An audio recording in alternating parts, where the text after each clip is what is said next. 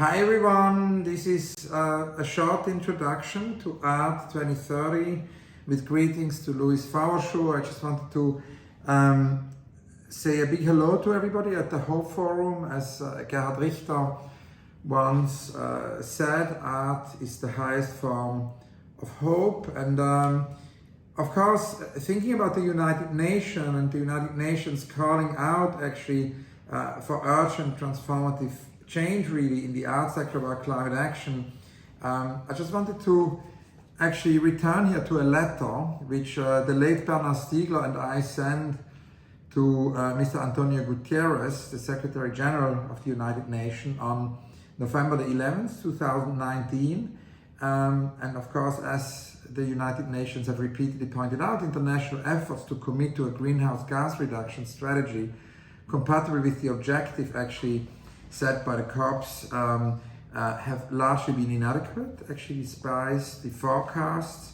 And we were in this letter, I'm going to shorten it here, it's too long, but to read it entirely, but I just want to kind of talk about this main point of Stiegler's idea of the contributory researches actually, and the necessity for an inclusive multilateralism.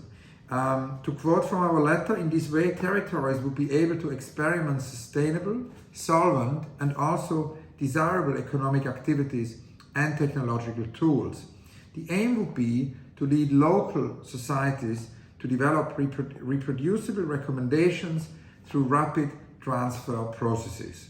Adopting such a territorialized approach could be the occasion to actually reread the reflections by the anthropologist Marcel Mauss, published under the title La Nation in 1920. It's in this text that Mauss recommended that the development of internationalism should not be on the cost of territorial and also cultural specificity. From this perspective, he outlined the concept of internation, a dynamic according to which nations could be called upon to cooperate without erasing their local dimensions. A century after the establishment of the League of Nations, it's with reference to this work of Mauss that we believe that such an internation should be set up as the institutional framework of a new inclusive multilateralism. Its function would be to encourage, to launch, support and evaluate local experimentations. This process could be initiated with a call for tenders, inviting actors from candidate territories to collectively engage via networks in contributory research approaches. This is an extract from a letter Bernard Stiegler and I, actually together with international Geneva 2020 collective, wrote to Antonio Guterres, and this in memory also of the late Bernard Stiegler. Art 2030 and the Hope Forum, of course, also have to do with a longer time horizon. We have to do with how we can actually get out of event culture, can liberate maybe society from short-termism, something Roman Kajanik addresses in such a wonderful way in his book, How to Be a Good Ancestor. He gives us possibilities, how we can actually liberate society from short-termism and think about such longer-term projects. So that's certainly something which will be relevant in the forum. And the question, of course, also of action of what we can actually do. We have, with the Serpentine, started the Back to Earth project, where we invite artists to do campaigns. It's a project about change, which attempts to be also a catalyst for change. And as part of this Back to Earth project, we have invited 140 artists actually for Planet Earth to come up with drawings, with thought experiments, with recipes, activist instructions, gardening ideas, insurgencies, or personal revolutions, actually to give us ideas for a new view of Planet Earth. I want to read here one of the contributions to this project by S. Devlin to invite you all to participate. S. Devlin: find a photograph of two trees.